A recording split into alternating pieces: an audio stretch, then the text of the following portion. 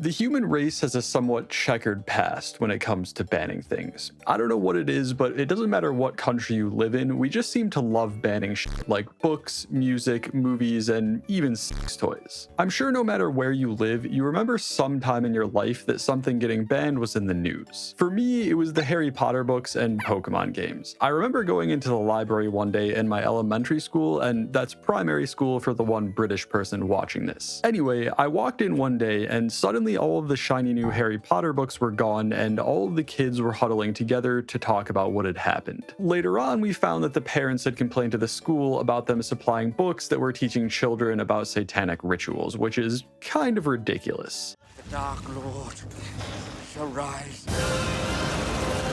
Okay then, that is way closer to satanic ritual than I remember. And if Harry Potter being banned wasn't enough, they also went after our beloved Pokemon games. So Pokemon is a game that teaches children how to enter into the world of witchcraft, how to cast spells, how to use psychic phenomena. Pokemon World is a world of the demonic, of the satanic. Most of this stuff was local censorship from libraries or schools because at least in the modern day, it's fairly rare for the federal government to step in and outright ban media like music, films, or video games. This isn't to say that the government doesn't have a long and detailed history of banning things because our Wikipedia page on the history of censorship is like an entire novel. However, not all countries take the same approach, and this is where today's video topic comes in. Germany's government organization called the Federal Agency for the Protection of Children and Young People in the Media, or as I like to call it, the FAPCUP, and the M is silent. With a name as ridiculously long as that, I think even Agent Coulson from S.H.I.E.L.D. is laughing from his grave. Stupid, stupid, stupid. The FAPCUP is responsible for the banning of over 100 German hip-hop albums since the 90s, which we'll get into in a bit. But first, we need to look into the context surrounding why the FAPCUP was formed in the first place. The agency is a high-level federal agency in Germany that was formed in 1954, and their original purpose was to protect minors from media that promoted radical political extremism. This original goal is kind of understandable considering Germany's recent past. Now, before we go any further, I'd like to state that I am a silly American that doesn't even fully understand how American laws work. But after reading some extremely dry text on German law and consulting with my resident German community member named Paul, I'm going to try to explain how German free speech works. From my understanding, throughout the different iterations of the German Constitution, there was at least some form of freedom of opinion and expression allowed in each of the different constitutions. However, it seems like this was mostly just on paper because there were many different ways for the government to override this right, and the FAPCUP was one of the ways that they did this. The FAPCUP has a process of deciding what media they're going to ban that they call indexing, which happens after the media is reviewed by the agency. The indexed media will either be placed on the A or B list, with the media that's deemed to have content related to criminal law being put on the B list, which is far more strict. The FAPCUP has a long history of indexing movies, books, games, and songs from the 1950s all the way to the present day, with literally thousands of works of art being censored. Their reach and criteria for indexing started expanding far beyond the original goal of combating political extremism over the years, and now they index media for a variety of different reasons. And this brings us to the 90s, when the FAPCUP originally started indexing German hip-hop music. The post-90s era in Germany saw a crazy rise in hip-hop, and just like in the US during the 90s and 2000s, hip-hop became one of the best-selling genres of music in Germany, and the government was not happy about this. Especially early on, hip-hop was seen as culturally taboo, with parents, schools, and churches not being happy about their children listening to it. To call back to earlier in this video, it has a lot of parallels with Harry Potter because the content in both were viewed as corrupting children. On top of that, hip-hop was a voice for the voiceless, and it was created by marginalized groups who use it as a way to express their opinions and viewpoints that were being ignored by the government and wider society. Whenever the status quo is challenged, unfortunately, it's generally seen as a threat to the people who don't understand it. Interestingly though, a lot of early German hip-hop was performed in English, and it wasn't until later that German hip-hop artists started to perform songs songs in German, and this is when the FAPCUP started to notice. Now, here's the crazy part about how the FAPCUP indexing works. In America, if the FCC determines that a song is too explicit, it simply can't be played on public radio stations or public television networks. The music industry will also voluntarily slap a parental advisory label on the album, but if your album gets indexed by the FAPCUP in Germany, a way more intense set of restrictions are put on the album. Firstly, the album can't be displayed publicly in any retail store in Germany, and they're only provided upon request to people over the age of 18. They also can't be advertised in any medium accessible to people under the age of 18. The German government also works with search engines like Google to automatically hide indexed material from search results for German users by using their filter module. On top of all of that, if the album is put on the dreaded B list, you're in for some real shit.